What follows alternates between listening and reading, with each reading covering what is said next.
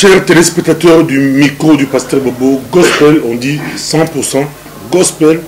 Nous sommes à Anvers, nous sommes avec Ben Lacaps chez le docteur Christophe Béa, église Vie Nouvelle.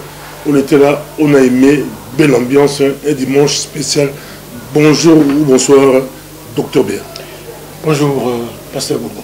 Dimanche très spécial. Ouais, c'est un dimanche spécial. Je pense que ce n'est pas spécialement ici. Je crois que partout dans nos églises, c'est devenu comme une coutume. Régulièrement, après chaque année, il y a toujours un dimanche qui suit l'année ou après, où les gens viennent pour se dire c'est un dimanche où on rend grâce à Dieu. Et nous bénissons le Seigneur pour ce qui a été fait ici. Dimanche spécial, une belle prédication. Pourquoi avez-vous tenu à donner ce message? On dit, c'est pas le premier dimanche du mois, hein, c'est le deuxième dimanche du mois de janvier 2017. Le message, c'est un peu fou. Ben non, c'est-à-dire que lorsqu'on parle des actions de grâce, je crois que les actions de grâce, nous devons éduquer nos communautés pour que ça ne se passe pas uniquement parce que nous venons de finir une année. Chaque jour, la Bible dit que chaque jour, le Seigneur renouvelle sa bonté. Chaque jour, c'est chaque jour. Donc rendre grâce, c'est pas seulement parce que bon, 365 jours après, il n'y a pas de jour pour rendre grâce. Chaque jour mérite que nous puissions revenir vers Dieu pour rendre grâce. Donc ce n'était pas vraiment spécial en ce qui concerne le sujet.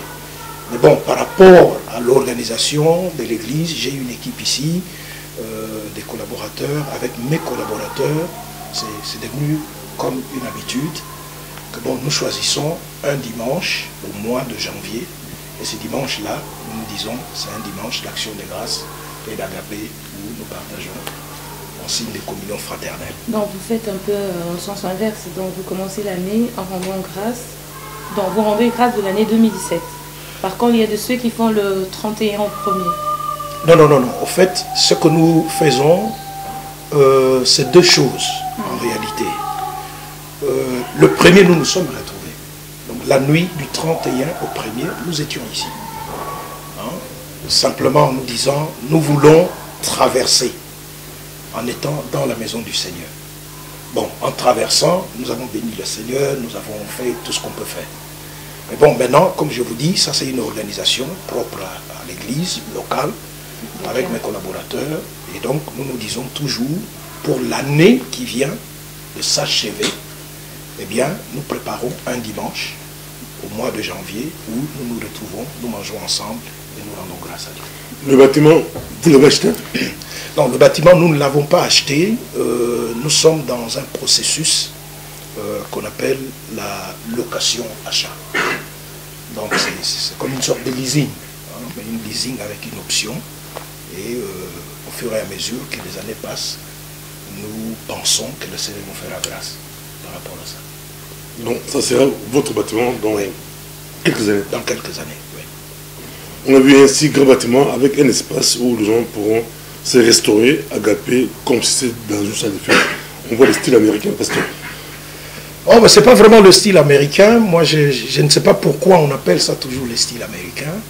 Bon, c'est vrai que les Américains font ça, mais nous pouvons faire ce que nous pensons être bien pour notre communauté. Bon, la majorité des gens qui viennent disent, ouais, on voit un peu le style américain.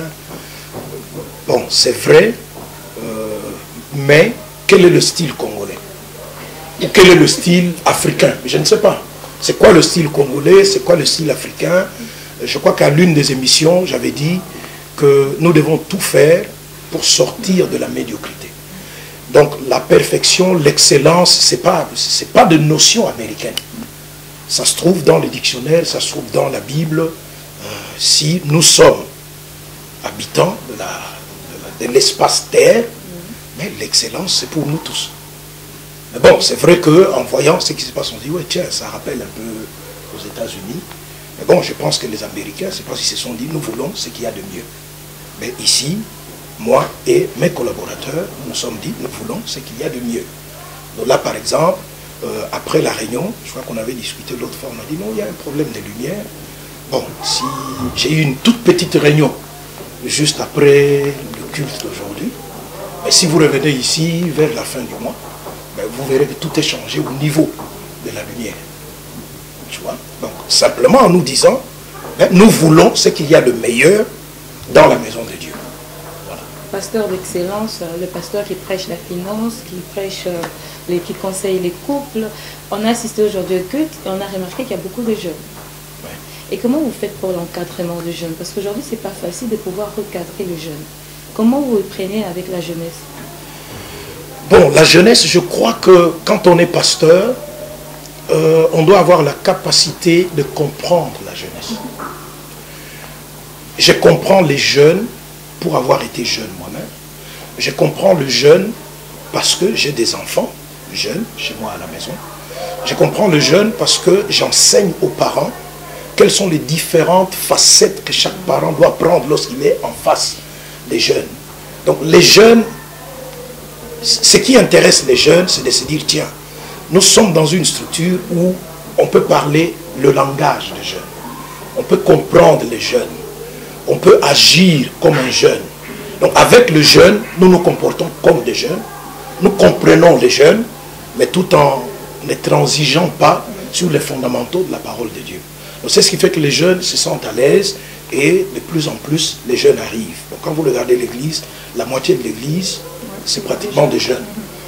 J'ai eu une réunion avec l'équipe de jeunes ici, mais quand je vois les objectifs qu'ils se sont donnés pour la fin de l'année, je bénis le Seigneur. Ça veut dire que s'ils réussissent dans ces objectifs-là, vous arriverez, vous trouverez que 80% de l'église, ça sera les jeunes. Voilà. Nous comprenons le langage des jeunes, nous parlons le langage des jeunes, et ils ne sentent pas que c'est vraiment les jeunes en face des vieux. Non. Quel est votre secret? Une très belle question. J'avais aussi cette question à vous poser par rapport aux jeunes. On a fait aussi une petite réunion. Vous nous avez, avec des gens de l'église, par votre autorisation, on a aimé, on a vu des jeunes prêts à servir Dieu avec un zèle comme si c'était au Congo. Moi, j'ai demandé beaucoup plus quel est votre secret des jeunes, mais aussi les parents, parce que vous êtes l'un des rares pasteurs en Belgique qui donne des conférences bien organisées, qui a une très bonne réputation sur les couples. Donc, dans votre église, l'église est bénie. D'un côté, les parents, de l'autre côté, les jeunes. Comment faites-vous pour concilier les deux? Et votre secret? Non, mais en fait, c'est le problème avec les jeunes. Je pense qu'il faut comprendre 2 ou 3 petites choses. Il y a l'église avec sa vision. La vision de l'église telle que la parole de Dieu. Alors, deuxième chose, c'est que nous, même si nous sommes des pasteurs, mais nous venons quand même de l'Afrique. Avec une éducation, voilà, culture africaine. Et nous arrivons ici, nous sommes en face d'une jeunesse qui évolue dans une culture tout à fait opposée à la nôtre. Alors je crois que ce qui fait ou ce qui est le secret de notre réussite, c'est de voir comment on peut prendre ces 3 coins-là, former un angle et jouer au niveau de cet angle-là. Comment parler aux jeunes tout en comprenant la culture dans laquelle ils sont en train d'évoluer. Mais comment expliquer aussi aux jeunes que nous avons une culture d'où nous venons, qui est leur culture aussi. Et comment expliquer aux jeunes que vous pouvez être jeune et être à l'aise dans la culture de la parole de Dieu. Quand vous regardez dans la Bible, Dieu a travaillé avec beaucoup de jeunes. Quand Joseph commence à être vendu, il avait 17 ans. Très jeune. Quand Dieu appelle Gédéon, Gédéon dit « Je suis tout jeune ». Quand Dieu envoie Samuel pour oindre David, ben, même dans la tête de Samuel, ça ne pouvait pas être ce tout petit-là. Donc ça veut dire que dans la Bible, il y a une culture des jeunes dans la parole de Dieu.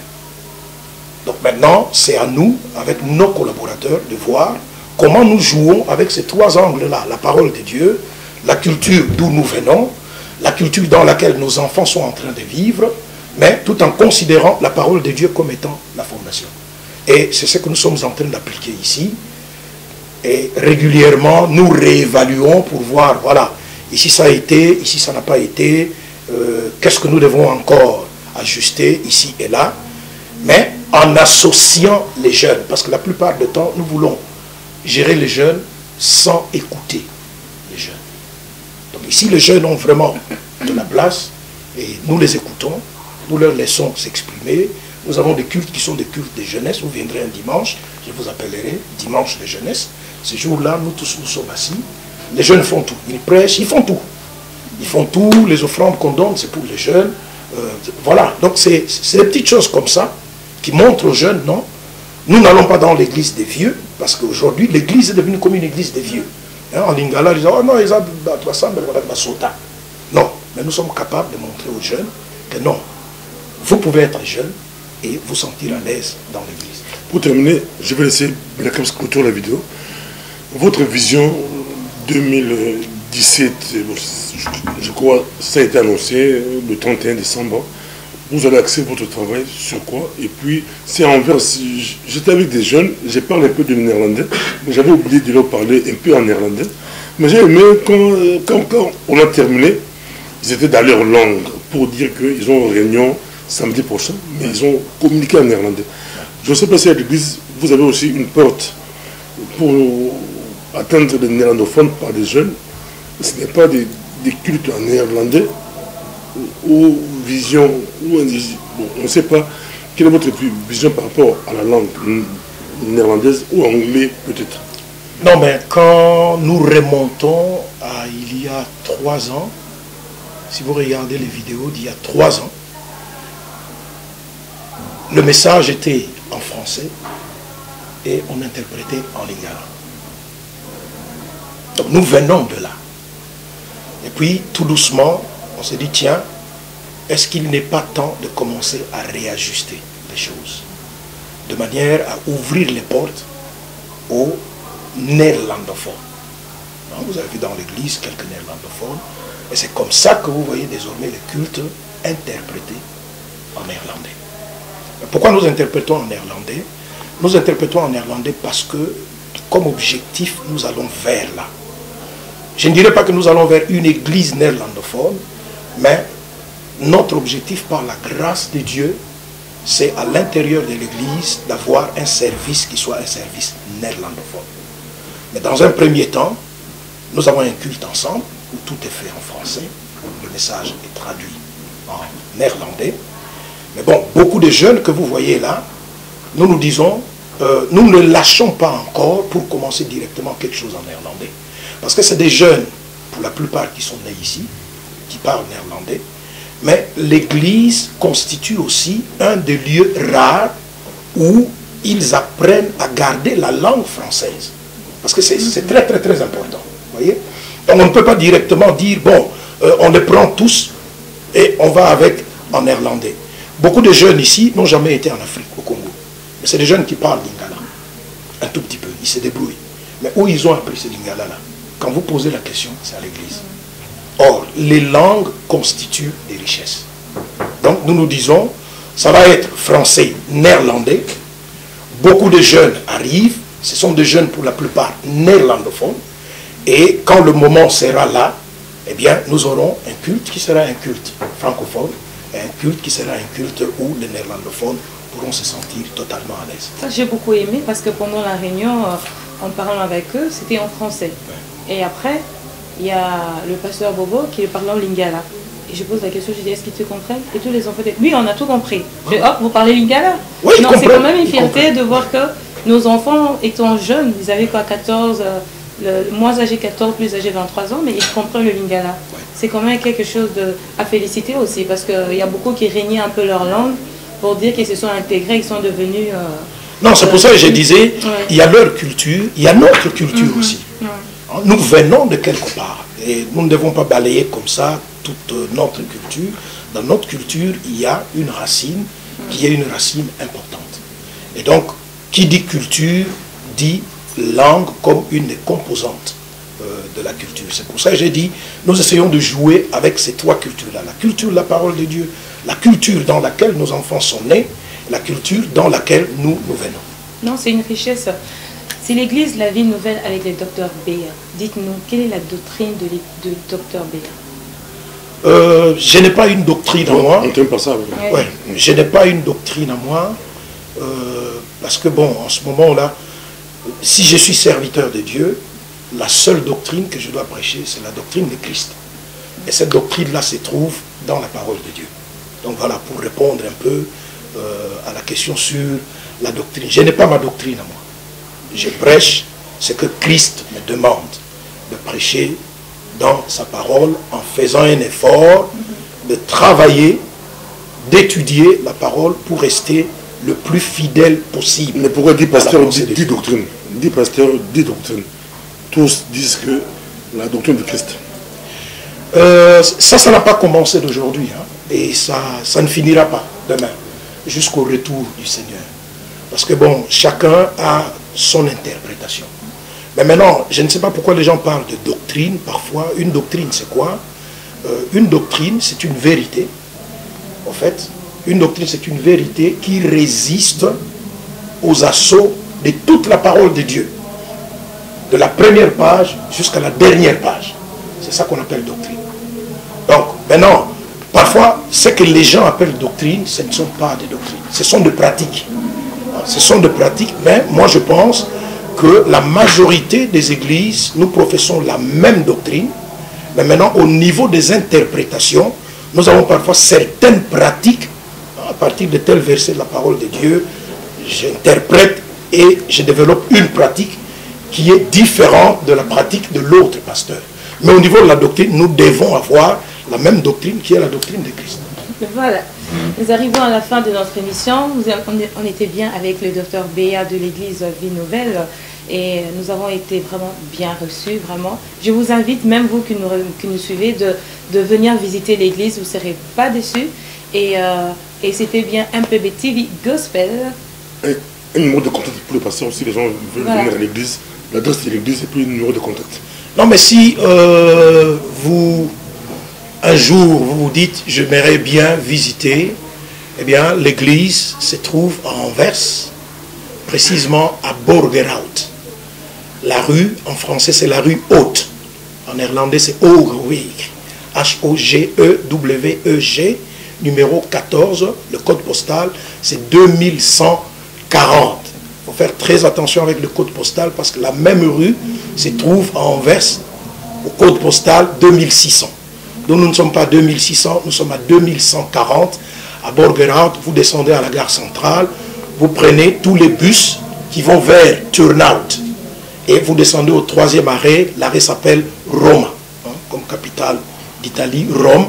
Vous descendez là et l'église se trouve à 50 mètres. Voilà. Pour nos contacts, eh bien, vous avez mon numéro de téléphone, c'est le 04 84 0032 ouais, 0032 484 909 324. Vous pouvez m'appeler au bureau 0032 3 669 56 11. Vous êtes vraiment les bienvenus à nos cultes qui se tiennent tous les dimanches de 10h30 précise à 13h. Que Dieu vous bénisse. Merci beaucoup. Quand on venait, on savait que le docteur Béa est très ponctuel. Il avait la glace, on a tout fait, mais il avait la neige. On savait qu'il est très très ponctuel. On se disait entre nous, il est très ponctuel. Merci beaucoup. C'est moi qui vous remercie. Merci bien. Je vous remercie bien, la